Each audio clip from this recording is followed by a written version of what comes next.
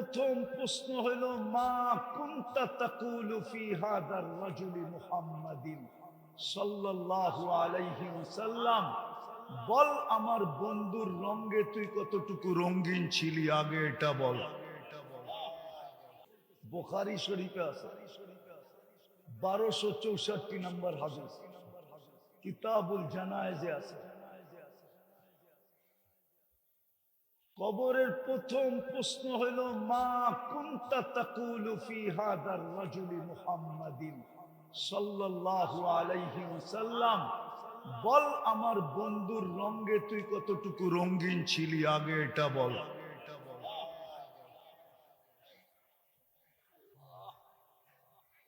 বল আমার বন্ধুর রঙে কতটুকু রঙিন ছিলি। আমি তো আমার রঙে রঙিন হইতে বলছিলাম, কিন্তু তুমি কোথায়? তুই এই প্রশ্ন, এই কবিতা কোত্থেকে পড়তি, এই গজল কোত্থেকে শোনাইতি, নাইলে এই গজল কোত্থেকে শুনতেন? আপনি আকাশে আমি জমিনে, হ্যাঁ কোত্থেকে শোনাইতো? আল্লাহ বলতো এই জন্যই তো আমি সহজ করলাম, বন্ধুর রঙে কতটুকু রঙিন। আজকে এই জাতি তো মোহাম্মদুর রাসূলুল্লাহ চিনে না, এই যুবকরা চিনে না, এই শ্রমিকরা চিনে না। ওদের জন্য কে 23 বছর চোখের পানি ঝরাইছে, কে দুনিয়ার থেকে জড়াইতে জড়াইতে গেছে, কে এখনো কবরে ঝরাইতেছে, কে কবর থেকে চোখের পানি জড়াইতে জড়াইতে উঠবে। আমি লিখি নাই, আবুল আইস সামারকান্দি রহমতুল্লাহ আলাইহি লেখেন। উনি কে, ওনার জীবনী পড়া দেখেন। আবুল আইস সামারকান্দি কে, তারপরে আপনার সামনে পরিষ্কার হবে, পরিচয় প্রস্ফুটিত হবে, তারপরে ওনার কথার গুরুত্ব আপনার আমার কাছে হবে। আমি লিখি না, উনি লিখছে। আল্লাহ রসুল কবর থেকে কাঁদতে কাঁদতে উঠবে, আর বলতে বলতে উঠবে জিবরিল আইনা উম্মতি, ময়দান তো খালি, আমার উম্মত কই?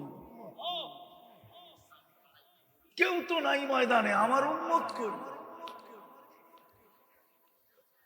সামান্য একটা দুনিয়ার পথ পাওয়ার জন্য মানুষ কিনা করে, ইউনিয়ন পরিষদের পথ পাওয়ার জন্য মরতে রাজি হয়, মারতে রাজি হয়, রক্তের বন্যা বওয়ায় দিতে রাজি হয়, স্ত্রী বিধবা করতে রাজি হয়, সন্তানকে এতিম করতে রাজি হয়। আমার সমাজে তো কম দেখলাম না, ইউনিয়ন পরিষদে এই পর্যন্ত চান কতজন গেল। কিন্তু আপনার আমার নবী তো কিয়ামতের দিন মাকামে মাহমুদ পাবে, মাকামে মাহমুদ। টঙ্গীর উলামার কাছে আমার চ্যালেঞ্জ, কেউ প্রমাণ করে দিতে পারবে কিনা যে 1 সেকেন্ডের জন্য চেয়ারে বসবে? বলুক, এখানে উলামা আছে। 1 সেকেন্ডের জন্য তো চেয়ারে বসবেন না, শুধু হাতলে হাত রেখা দাঁড়ায় থাকবেন। আল্লাহ জিজ্ঞাসা করবে বসবেন না কেন? বলছে যে 3 জায়গায় দৌড়াবে, ও বসে কি করে? আমি তো হাউজে কাউসারে দৌড়াবো, ওইখান থেকে মিজানে দৌড়াবো, ওইখান থেকে পুলসেরাতে দৌড়াবো, এরকম দৌড়াইতেই থাকবো। কিয়ামতের দিন তো 1.25 লক্ষ নবী, সমস্ত রসুল নফসি নফসি বলবে। দুনিয়া তো বলবে বলবে, এমনকি ফেরেশতা পর্যন্ত সাল্লিম সাল্লিম বলবে। জিবরিল আলাইহিস সালাম পর্যন্ত জমিনে পড়বে, আর সাল্লিম সাল্লিম, আল্লাহ বাঁচান বাঁচান বলে চিৎকার দিতে থাকবে। কেননা আল্লাহ কিয়ামতের দিন ইয়াগদাব, লাম ইয়াগদাব ক্বাবলু ওয়া লাম ইয়াগদাব বাদু, এরকম রাগ হবেন, কখনো হন না আর কখনো হবেন না। রাগ দেখা জিবরিল পর্যন্ত বলবে বাঁচান বাঁচান। ওই দিন তো আপনার আর আমার নবী কিয়ামতের মাঠে চিৎকার দিয়া গরম করে ফেলবে, রব্বি উম্মতি উম্মতি। নারীও তো চিনে না আল্লাহ রসুলকে, পুরুষও তো চিনে না, যুবকও তো চিনে না, শ্রমিকও তো চিনে না, শিক্ষিতও তো চিনে না, অশিক্ষিত তো চিনে না। যদি চিনতো তো আমার দেশে কাদিয়ানি আসে কি করে? যেই দেশের ইসলাম মদিনার ইসলামের সাথে, বাংলাদেশের ইসলাম মদিনার ইসলামের সময়। বিশ্বাস হয় না? না, মনে হয় হয় না, ঠিক না? ইতিহাস পড়া তারপরে আইসেন আমার কাছে। চার সাহাবী চলে আসছে, আল্লাহর রসুল হিজরত করেন নাই বাংলাদেশে। মদিনায় মক্কায় যখন ছিলেন, আবু ওয়াক্কাস, ওহাব ইবনে মালিক, কাসেব ইবনে হুযাইফা, উরওয়া ইবনে সাসা, নাম দিতেছি নাম। আল্লাহর রসুল হিজরত করেন নাই। বাংলাদেশের মানুষ সাহাবা দেখা মুসলমান হয়েছে। বাংলাদেশের মানুষ সাহাবা দেখা মুসলমান হয়েছে। কসম খোদা, সাহাবারা বীজ বপন করে গেছে, আউলিয়ারা আইসা ওইটাকে পরিচর্যা করে পাকায়া ফল বানায়া এই সংখ্যা বানাইছে। বীজ সাহাবায়ে কেরাম লাগায় গেছে। দুইজনের কবর এখনো বাংলাদেশে। যেই দেশের ইসলাম মদিনার সময়ের ইসলাম, ওই দেশে কাদিয়ানি আসে কি করে? যেই দেশে প্রথম বুখারী শরীফ পড়ানো হয় 800 বছর আগে, 1268 সনে সর্বপ্রথম বুখারীর দর্শ হয়েছে এই জমিনে।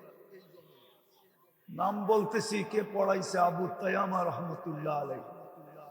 1268 সনে বুখারী শরীফের প্রথম সবক দর্শ পড়াইছেন এই জমিনে বসা।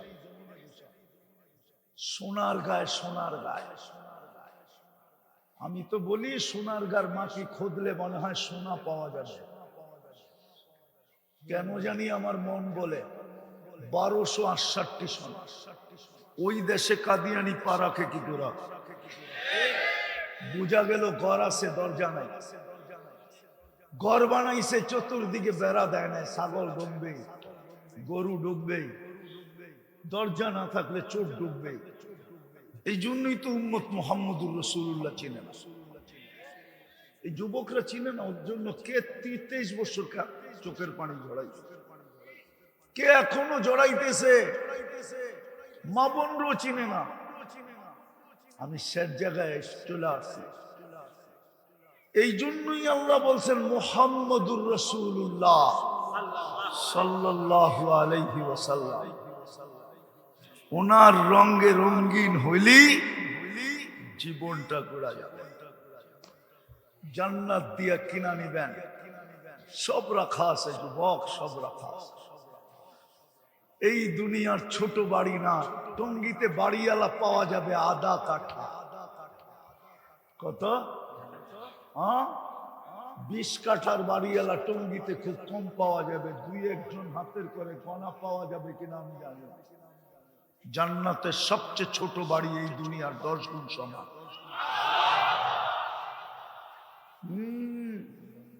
রাগ হয়ে তো যাবে আমার জাতি, আমি বুঝানোর জন্য বলতেছি।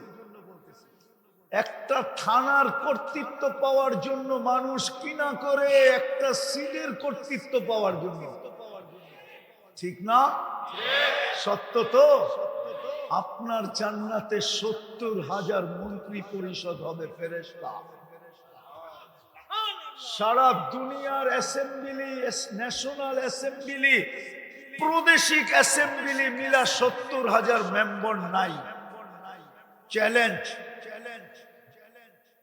যদিও দেশ 300, 350 মাইনা নিলাম, 70,000 প্রাদেশিক আর ন্যাশনাল অ্যাসেম্বলির সদস্য নাই, 70,000 ছাড়া দুনিয়ায়। আপনার জান্নাতে 70,000 মন্ত্রী পরিষদ হবে। হায় হায়, এই জন্যই তো আল্লাহ বলছিলেন শখটা মিটায় দে আমার বন্ধুর পায়ে, আমার বন্ধুর রঙে তোর শখটা মিটায় দে, আমি তোরে চির শখের জীবন দিয়া দে। তোর শখই চলবে, আর কিচ্ছু চলবে না। বললে আবার ওলামা কি বলে জানি না। আল্লাহ বলে আজকে আমি কুন ফায়াকুনের মালিক, কালকে তোকে জান্নাত দিয়া আমার গুণটা তোর হাতে উঠায় দিয়া দিব। তুই চাবি, আমি চাবই না, আমি চাবই না, তুই যা চাবি তা হবে। আজকে ওই রসুলকে চিনি না, নাইলে বাংলাদেশে কাদিয়ানি আসে কি করে? কাদিয়ানি কি টাঙ্গাইলের কোন গ্রামের নাম, না উত্তরবঙ্গের কোন থানার নাম? ওটা তো পাঞ্জাবের একটা গ্রামের নাম। ওটা বাংলাদেশে আসলো কি করে? বুঝা গেল না চিনার সুযোগ নিয়ে ঢুকে গেছে। এই জাতি চিনে না মুহাম্মদুর রাসূলুল্লাহ, মোহসেনে আজমকে চিনে না। হায় হায় হায় হায়, কিয়ামতের মাঠের কান্ডারিকে চিনে, কিয়ামতের মাঠের রাজাকে চিনে না, কিয়ামতের মাঠের বাদশাকে চিনে, কিয়ামতের মাঠে হিতাকাঙ্ক্ষীকে চিনে না, কিয়ামতের মাঠে যে চোখের পানি ঝরাবে তাকে চিনে না, যে হাসান হুসাইনের নাম নেবে না, ফ্যামিলির কথা বলবে না, বলবে উন্নতি উন্নতি। যদি চিনতো তাহলে যুবকরা নেটে দেখা চুল কাটে কি করে? ওদের চুলের ডিজাইন তো নেটের থেকে না। 50 টাকার চুল তো ওরা 500 টাকা দিয়ে কাটে। 50 টাকা দিয়ে কাটা যদি 450 টাকা পিঠা খাইতো তাহলে তো আমি মনকে বুঝাইতাম অঙ্গে লাগাইছে সঙ্গে যাবে। মিষ্টি বিতরণ করলো তো আমি বেদাত বলতাম না, হুজুররা হয়তো বলতো, কিন্তু আমি তো বেদাত বলতাম না। আমি তো বলতাম নবীর আদর্শে চুল কাটাইছে, ও মিষ্টি বিতরণ করার যোগ্যতা রাখে, কেননা এক এক চুলের বদলায় নেকি পাবে। কিয়ামতের দিন মুহাম্মদুর রাসূলুল্লাহ সাল্লাল্লাহু আলাইহি ওয়াসাল্লামের সাথে দেখা হইলে হাত পাতার সুযোগ পাবে। আল্লাহর রাসূল যদি বলে হাত পাতিস কেন? হাউজে কাউসার তো পান করায়া দিলাম। ও তো হাসতে হাসতে বলবে ওটা তো প্রাপ্য ছিল, ওটা তো আগেই অঙ্গীকার ছিল। আপনি তো বলেই আসছেন হাউজে কাউসারে দেখা হবে, আপনি হাউজে কাউসার পান করাবেন।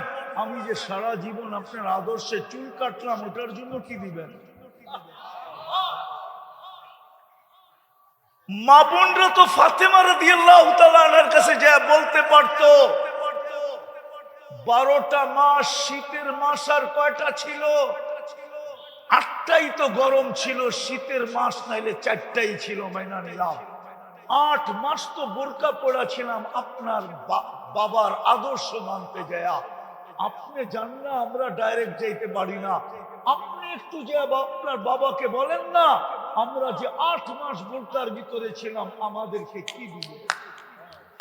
জিজ্ঞাসা করতে পারতো মা বোনরা। অথচ আল্লাহ তো হীরা রাখে কয়লার ভিতরে। হীরা তৈরি হয় কেন কোথায় জানেন? কি আরে বলেন না?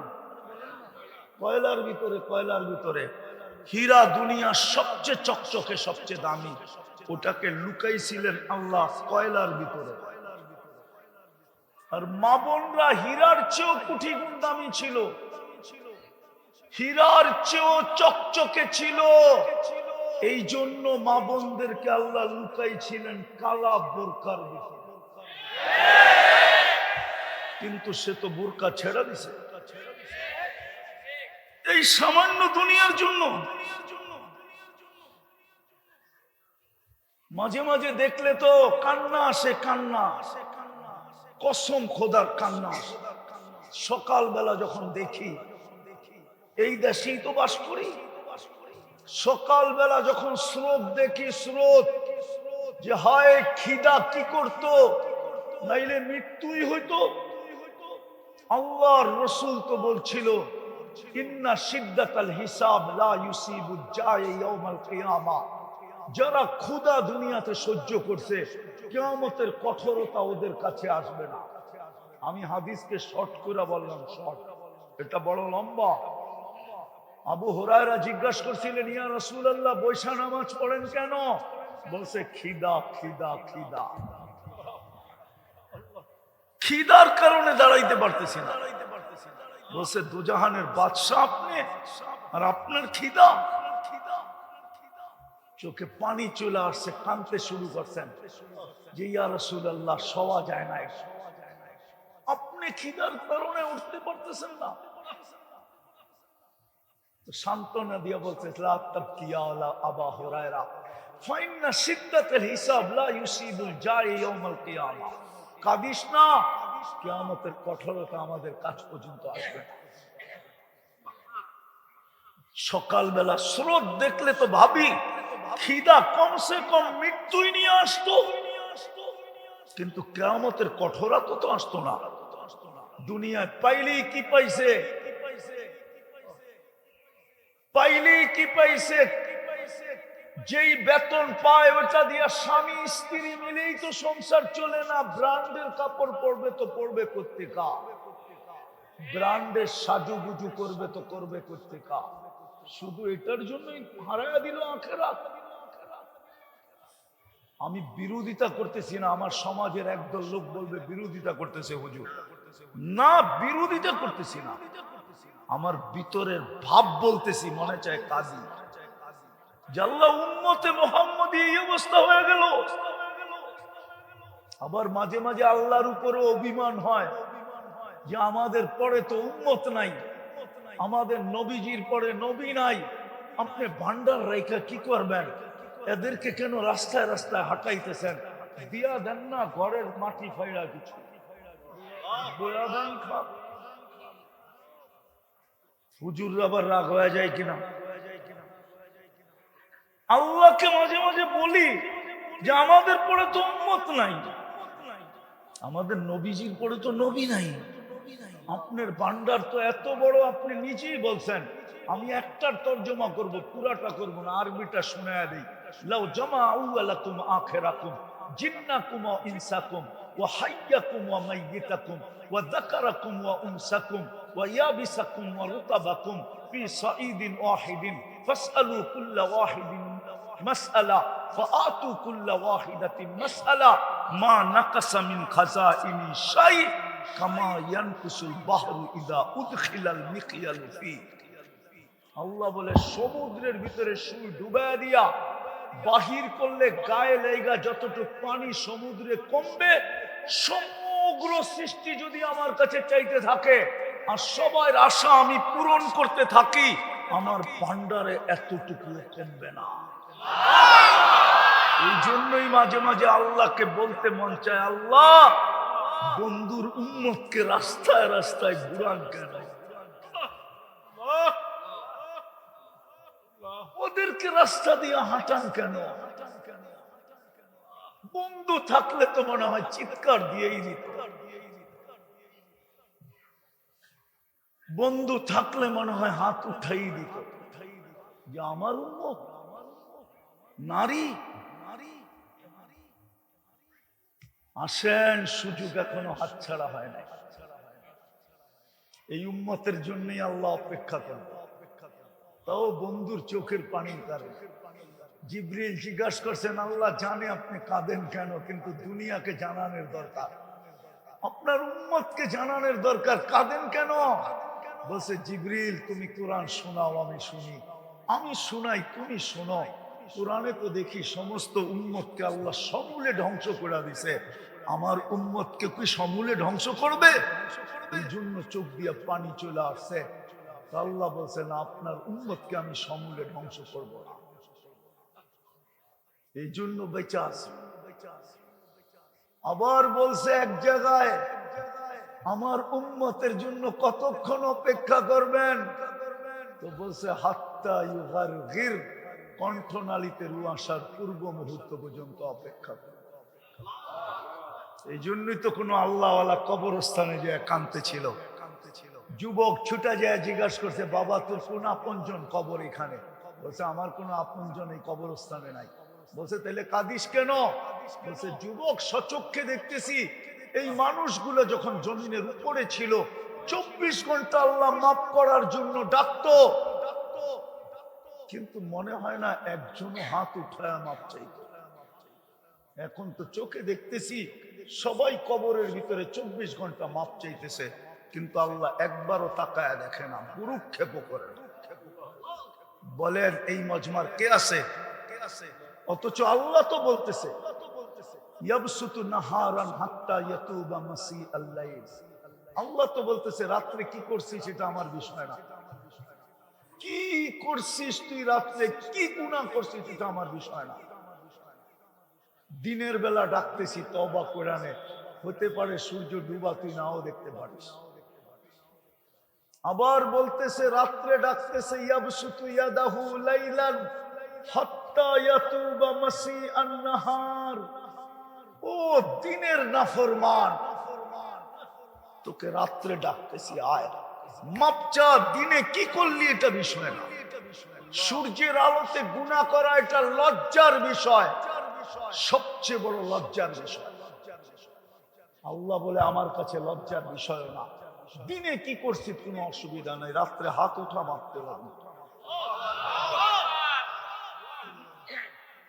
কিন্তু একজনও তো এখানে দিনে হাত উঠায় না, রাত্রে হাত উঠায় না, এক যুবকও উঠায় না। কারো অভ্যাস নাই, চতুর্দিকে অন্তরালে মনে হয় মা বোনদেরও অভ্যাস নাই। বলে যুবক এই জন্য কাঁদতেছি, আসেন সুযোগ এখনো আছে।